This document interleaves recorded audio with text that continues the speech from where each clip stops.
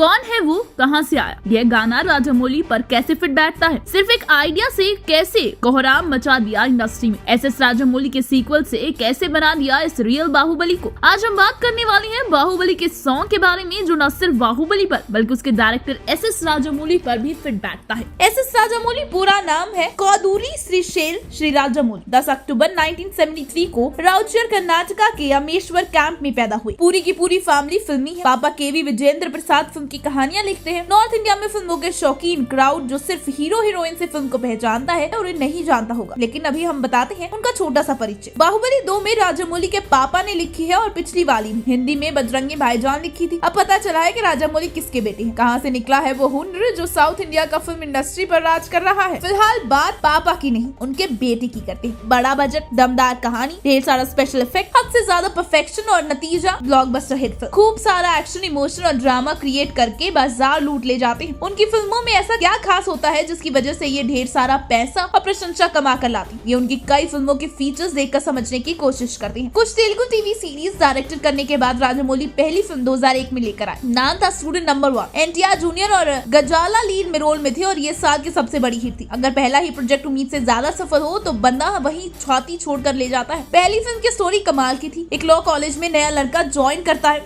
आधी फिल्म तक पता ही नहीं चलता कि वह चॉकलेट सा लड़का कौन है। आधी फिल्म बीतने के बाद पता चला कि ये मर्डर करके आइजवेन कार्वस काट रहा है। इससे गुंडे की हत्या हो गई थी जो एक लड़की का रेप करने की कोशिश कर रहा था। जेल अफसरों की परमिशन पर ये कानून की पढ़ाई करने आया है। कानून की पढ़ाई के लिए पापा का दबाव और जबकि वो खुद इंजीनियरिंग करना चाहता है। याद करो 2001 हिंदी फिल्म के लिहाज से कैसा साल हुआ। लगान और गदर एक प्रेम कथा इधर गदर मचाए हुए थे और न जाने कितनी कचरा फिल्म में इस साल रिलीज हुई थी, लेकिन जो पूरे भारत में चली स्टूडेंट नंबर 1 उनमें से एक थी। इस फिल्म के बाद राजामौली ने 2 साल का ब्रेक लिया, फिर श्री माधुरी लेकर आए। फिल्म से भी हिट रही। ये भूमिका चावला के लिए अच्छा साल था। भूमिका को अगर दिमाग पर जोर डालकर याद करना पड़े तो भाई फिल्मों पर बात करने के लिए आप सही इंसान नहीं हो। इसी साल हिंदी में 13 नाम आई थी। उसमें सलमान खान के साथ भूमिका चावला थी। भूमिका की दोनों फिल्म जबरदस्त चली। अब वो तो सलमान के नाम से याद आ ही गया होगा कि कौन है भूमिका चावला। खैर हम ये बात तो कर रहे हैं राजामौली साहब की, तो आगे बढ़ते हैं। अब बात उस फिल्म की जिसके लिए ये सब माया रची गई है, बाहुबली। साल 2015 में आई और पब्लिक की चोपड़ी घुमा कर रखी।